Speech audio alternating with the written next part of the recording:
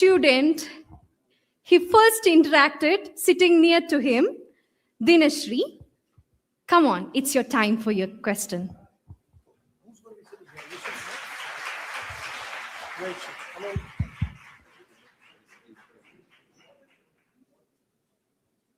It's fine. Whatever they want. पानी थोड़ा कम कर दे बस ठीक है don't need it.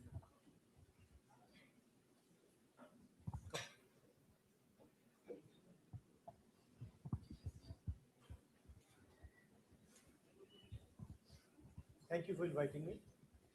Welcome, sir. It's my pleasure. So, sir, my name is Dinashri.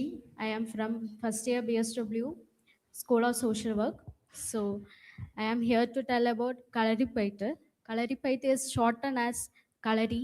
So, kalari is divided as two parts. So, first is Tekkan and second one is Vadakkan. That Tek means south and Vadak means northern style. So I am following Vadakkan style. So they're two totally different styles. Yeah. Are there commonality between them or not at all? What, sir? Is there commonality between the two styles? There is common and there is a little bit different. Difference also. Okay. So kalari is not only the use of weapons like urumi, some blade items, and shield and shield, sword and sword. So it is also a practice to make our body flexible. So can I show some? Yeah, please. Yeah. Thank you, sir.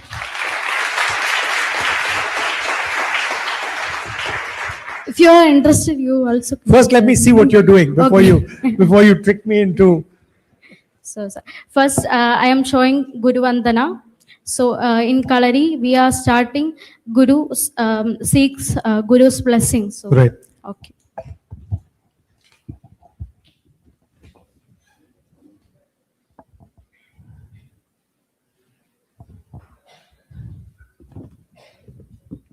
Venu, you're going to join? Huh? Dean, you want to join?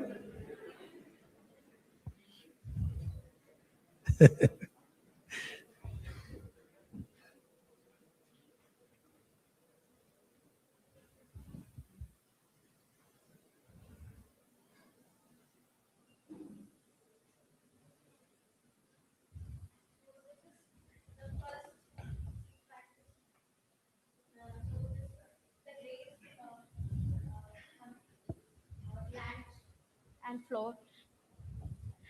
And then we then we seek our permission from our Guru. So, did you want to join? Do you want me to do that? Yeah. Well, I mean, but I'm not going to do it alone. So, Dean, you also please come. Venu also come.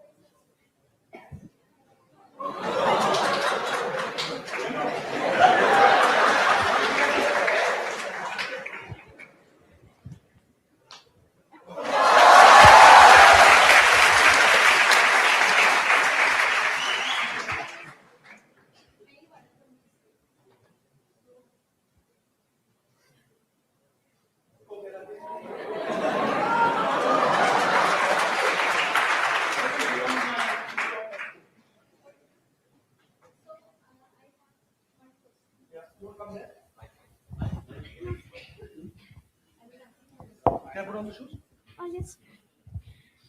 I have one question, you sir. So, uh, very energetic person, you know. Um, But martial art I do is completely different system. okay. You want to try some of that? Yeah. Okay. Okay. So, what is your message to the younger generation who interested in martial arts? Most people who do martial arts, um, it's explained as self-defense. You know that you're trying to defend yourself from somebody who's attacking you or some sort of a threat. But in fact, martial arts is not that. Martial arts is about discovering yourself and about understanding how you react to different things. So I think it's a very powerful thing, and there are many different ones. By the way, it is said that the mother of all martial arts is kalari. I don't know. I do Japanese martial art. Actually, I do two Japanese martial arts, and both of them would say that there's a lot that they have got from kalari. Yeah, yeah. Thank you very much.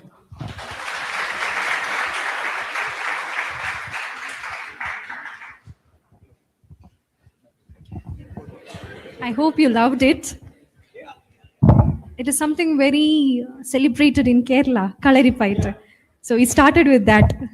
Yeah. But in kalari, you need a lot of flexibility. Yes, of course. Yeah, so I'm not that flexible.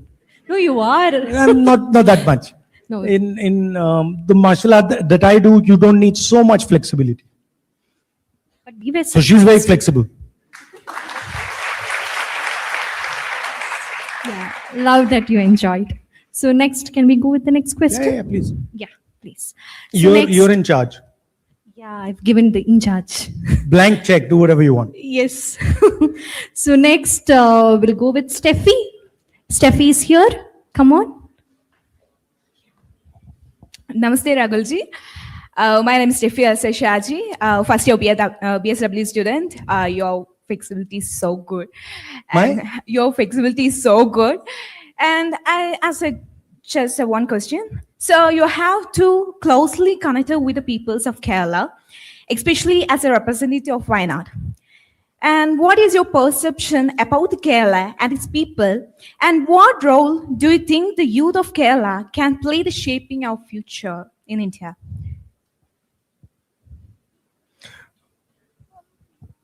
I spent 5 years being a member of parliament from Wayanad.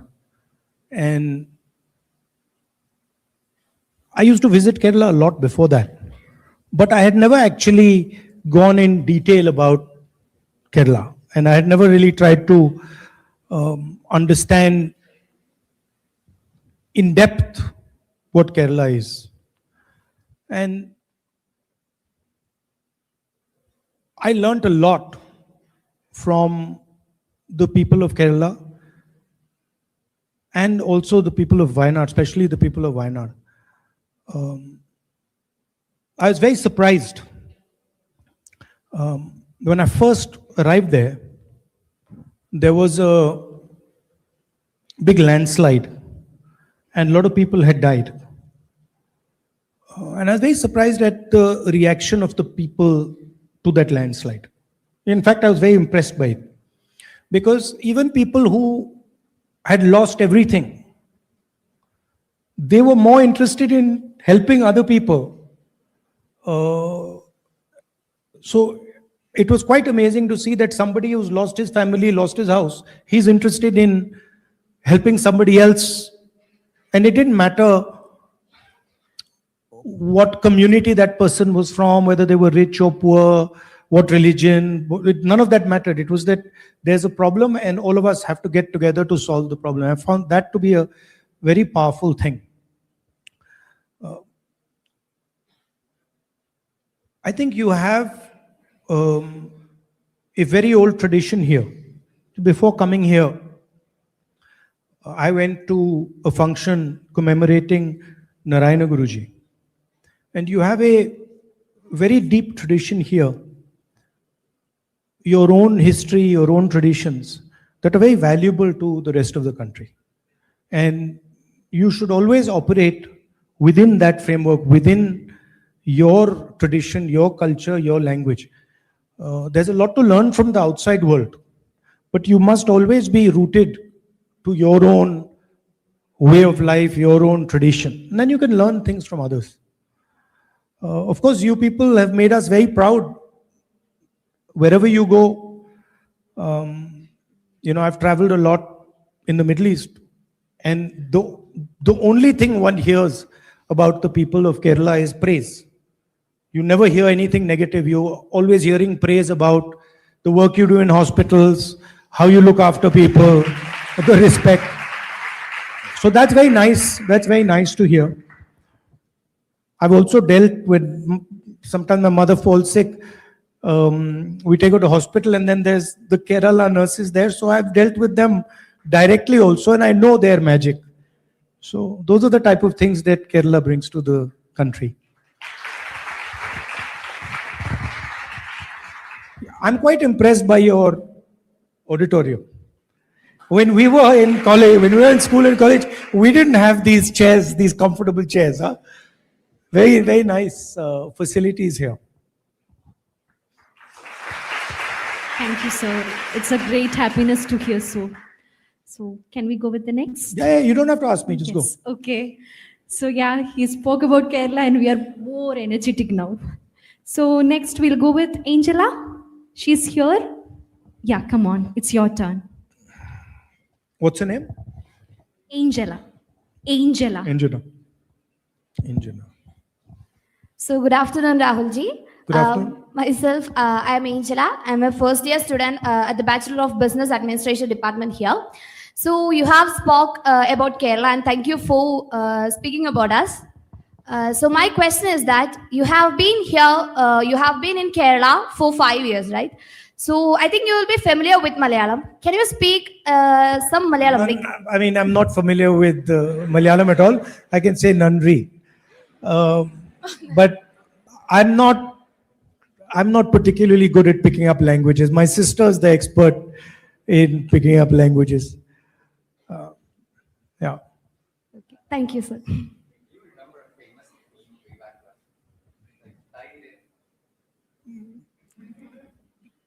I don't know if you guys remember, but a few years before, there was a very famous clip involving Rahul Gandhi, and the clip was Taire. So in summation, he was in a village.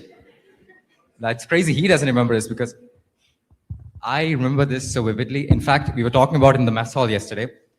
So can you say that again? Can we recreate that moment? I don't remember it properly, so you tell me.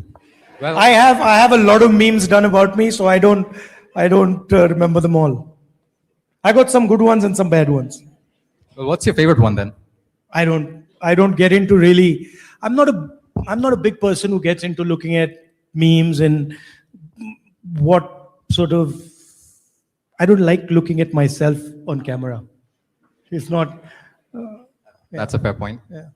But I guess by the end of the session, we will definitely recreate Yeah. a meme, to make our college more famous, make this event more memorable. I should have blurted that out. Anyways, moving on to the next question. What is like a sentence which you often hear in Kerala? Any Malayalam sentence which you often hear from anybody? Any word?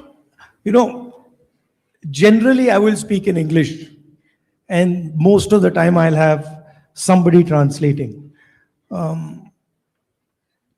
So mostly it's much more emotional contact than what people are saying, right? So it's physical contact, emotional contact, more direct love and affection than what is being transmitted by words. Yeah. Great insight. It means that language is never a barrier. Well, Yes. if you know where to look, it's not a barrier. Great. Yeah. That's a great answer. So In fact, you see, I used to be told this, and I never quite understood it. But actual communication between human beings happens outside language. It happens in how you meet each other, look at each other, how you connect with each other. That's much more powerful than the language that you're using. I wouldn't have believed that. I mean, I wouldn't have believed that 10 years ago, but I've come to realize that that is true. because why that question stays to be important is from students from a remote location, they're always frightened to go study in a better institution, thinking language is a great barrier. Because how we'll communicate, how we'll go ahead without knowing proper language, how can we go communicate, how we'll get better education. So somewhere in the category of barriers from people from remote location, language is one among that. Yeah. That is why. But society likes to do that, right? So society likes to say that, oh, if you speak this language, you're better. Or if you do this activity, you're better. Or if you're an engineer, you're better. But really, everybody is unique. Everybody does their own thing. So there are many brilliant institutions that might not be known as brilliant. And there might be some brilliant students sitting in institutions that are not that brilliant, but they're doing just fine. They're doing very well. And then there might be some not so brilliant students sitting in a brilliant institution and going nowhere. So I think it's much more important than where you're sitting is how you're responding and how you're thinking about what you're doing, But yes, you don't want a country where people are uncomfortable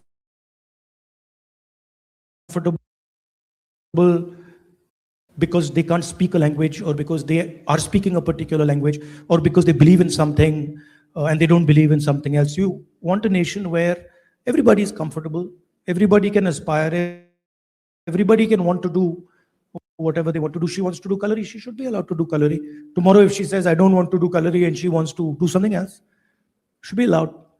But in our country, there's quite a lot of rigidities. So society will say being an engineer is good. Nobody's actually experienced what being an engineer is like, but they've already decided that that's good.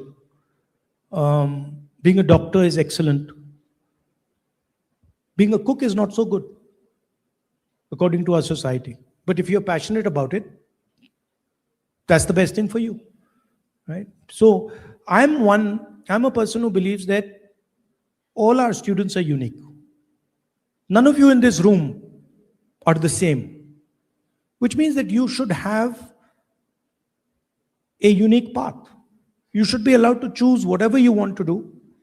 I'm not saying that, don't listen to anybody.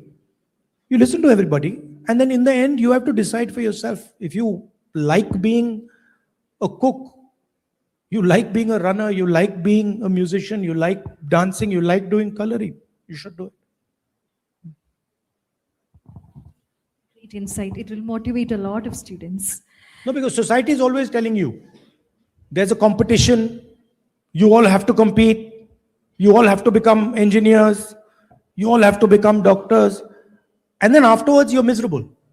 Because maybe you didn't want to become a doctor, maybe you wanted to play football, or maybe you wanted to do something else.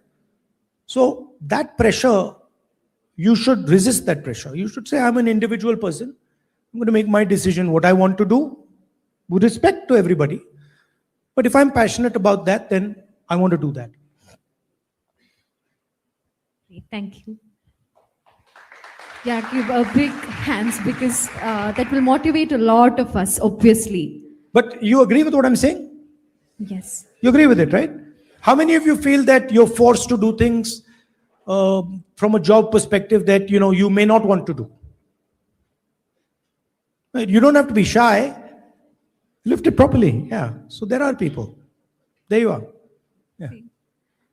Yeah, so that's a great insight. See, they are picking from that. It will Yeah. be a big motivation actually. So coming Because eventually you'll only be good at something that you like doing. If you don't like doing it, you will not be good at it. So it's much better to choose what you like doing and then do it. exactly, Yeah. that is But so much true. I have a question there, because even then, pursuing what you like, it's a privilege. In our country, let's say you're the only son, or let's say you're one of two children in your household. Maybe you're not so financially privileged. What if they need this child to do this job to live a dignified life? What if they don't have the freedom to go somewhere else, find out them, discover themselves? Have that freedom, have that safety net. Yeah, so even if, regardless of what you're doing, you still have the ability to engage in it in whichever way you want. You will decide that, right? So that freedom you will always have. And human beings, especially young human beings, are very, very imaginative and very powerful, right? So obviously everybody operates in constraints. Person who maybe doesn't have electricity in house, you might say, well, he doesn't have electricity in his house, so he can't possibly study. How's he going to compete with somebody who has electricity in his house? But no, there are millions of people who are like, no, actually, I don't have electricity in my house.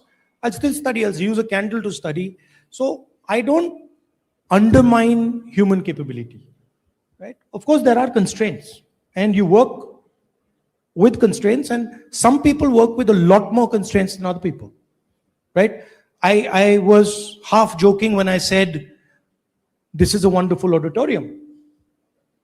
In my mind, I was also thinking, wow, there are many, many kids in this country who would never be able to sit on a seat like this, right?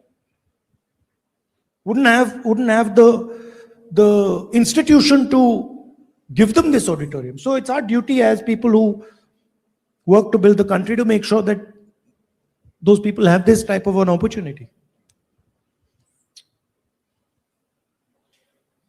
So moving to the next question, it's Jacqueline. Yep.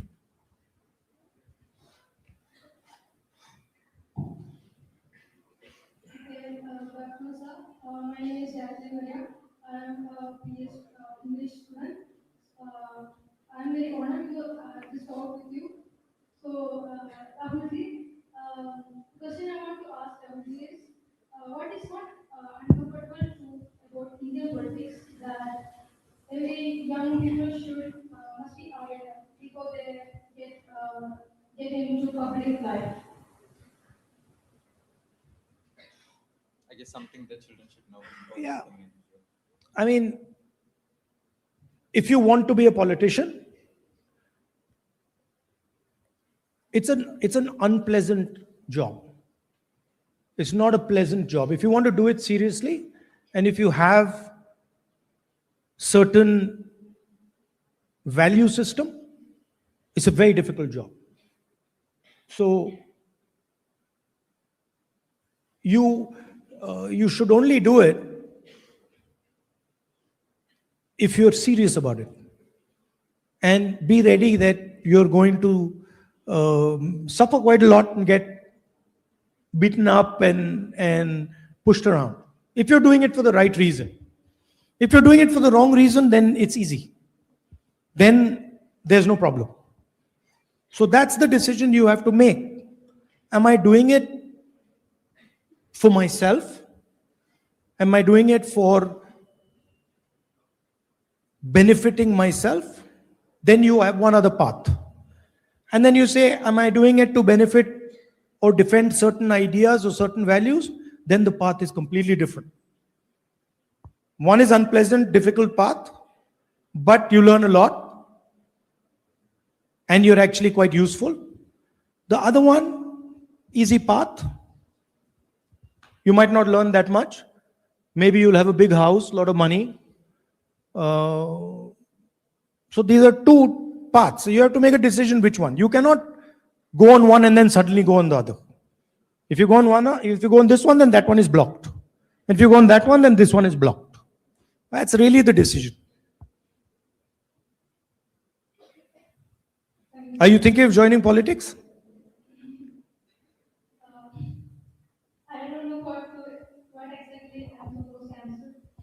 You can say no or you can say yes. Balanced. Balanced. Okay.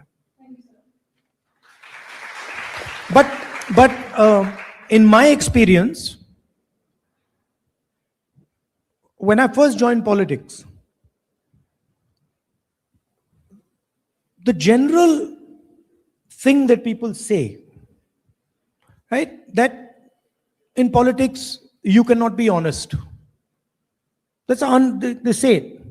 And I refuse to believe that. So I am testing the idea that honesty is possible in politics.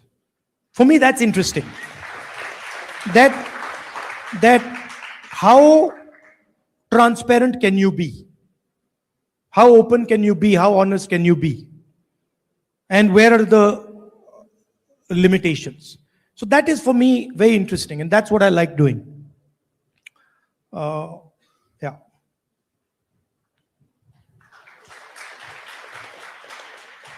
Because there are many young minds who really want to continue politics with their job, their further education and everything.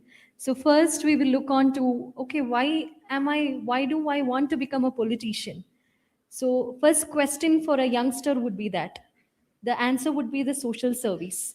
But something one point will put them down from going into the politics. And that is one No, thing. see, first you have to make the distinction between actively being a politician and being in politics. They're two different things. Right? So for example, the young lady who came and she did the kalari demonstration. This was a political act. A very political act, correct? She's not a politician. But she made a particular statement here and she said, listen, our tradition and our culture is the most important thing to us. That's what you said. Otherwise, she would have, I don't know, sold lemonade or something. Right? So she came and she said, this is my tradition, this is my culture, and this is what I'm going to do. The first thing that we are going to do in this function, that's a political act. So you don't have to be a politician to do political acts. Somebody is beating up a woman on the side of the road. You don't know her. You look away and you walk off. That's not a political act. You stop and you say, hey, what are you doing? That's a political act. Right? So you don't even have to be a politician to do political action. There are many examples of it. There's a young fellow who came and met me recently who saved an older Muslim gentleman. Right? These people were attacking the Muslim gentleman in Uttarakhand and he saved them. He's not a politician. But that's a fantastic political act. That I will not allow you to do this in my country. Right? So you have to start thinking not just that I'm a politician. You have to start thinking, okay, am I acting politically? This is a completely different thing. And everybody can act politically. In fact, you act politically all the time in your life. You see somebody getting bullied for no reason, or you see a poor person being treated badly, you can just look the other way and walk off and say, not my business, not a political act. Or you can say, wait a minute, why did you do that? That's a political act.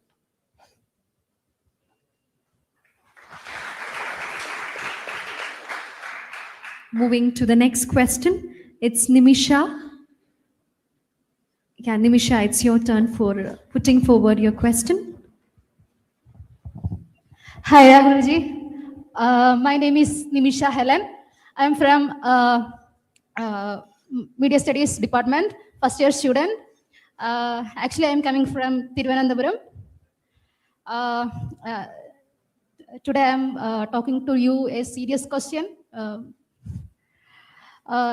Recently, there is a growing concern that cinema and popular culture are sometimes used to construct a negative narratives about certain states.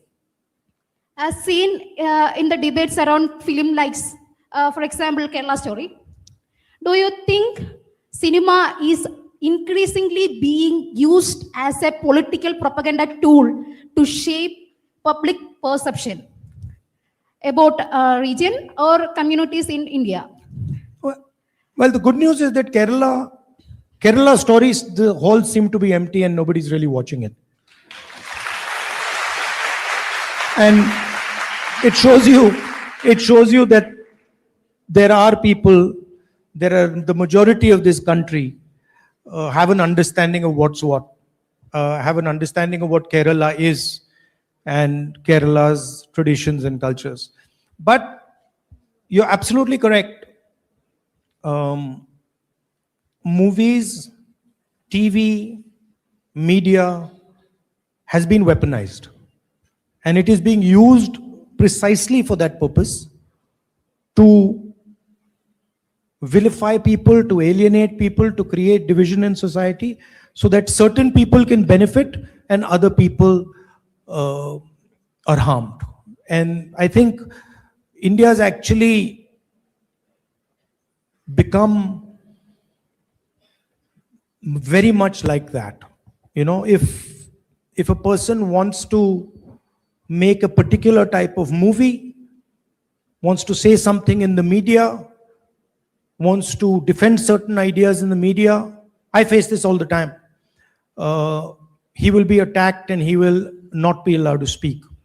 Whereas certain other ideas, you can,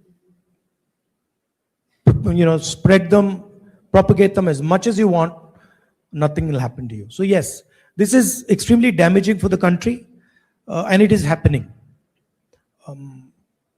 It's happening a lot, and large amounts of money are being used to do this in India. Okay, thank you. Thank you, Rahulji. One question is, it's curious about you. What kind of books, movies, or hobbies do you enjoy the most? Books, movies and hobbies. Yes. I go through phases. I read quite a lot. And I read, I'll get interested in one subject. And then I'll read a lot around that subject. I'll try and understand that subject. And then I'll move on. So I read not an individual book, but I'll read a set of books. Suppose I get interested in, I don't know, military history. Then I will suddenly start reading a lot of books about war, military history, combat, etc., etc. So I do it like that. Movies, I don't watch much. Somehow these days I'm not interested that much in watching movies. I used to watch more earlier. And hobbies, I like playing chess. I do martial arts. I swim, I run, I do exercise. So I like to keep myself reasonably fit. What do you do? What hobbies do you do?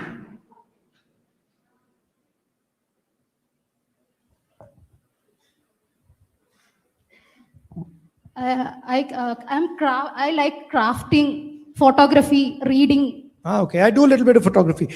Actually, now that I thought about it, I think one of my hobbies is understanding people. Like, I listen carefully,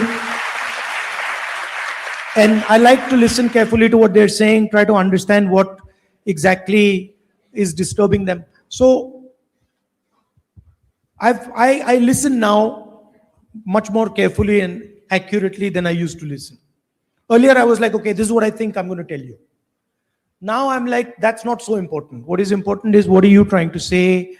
Why are you saying it like that? Like, for example, you said, I'll ask you a serious question. Then I'm waiting for the non-serious question. So inside people's words, there's a lot of stuff that is hidden. So I like to look at that. That's really my job. My job is understanding and listening to people. Thank you. And I guess because we are on pop culture theme, I guess because? because we are talking about pop culture, movies, books, and etc. I'm sure the audience also wants to know: does Rahul Gandhi watch anime? K-drama, No, anything of that sort? I used to. You used to. I used to watch a little bit, but not lately. Can I ask which one? Akira. Yeah. A man of taste, ladies and gentlemen.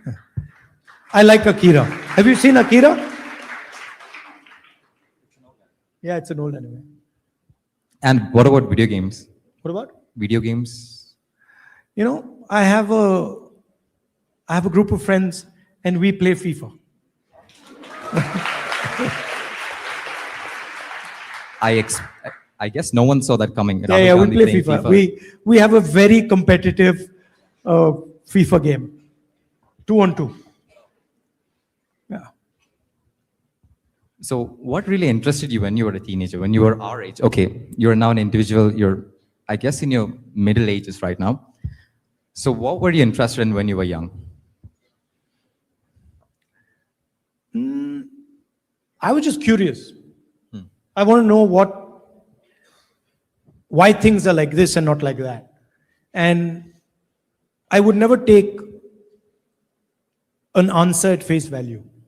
So if I asked you something and you answered it and I wasn't happy, then I'd say, no. Tell me, explain why. So in school, I used to get into a lot of trouble. You know, the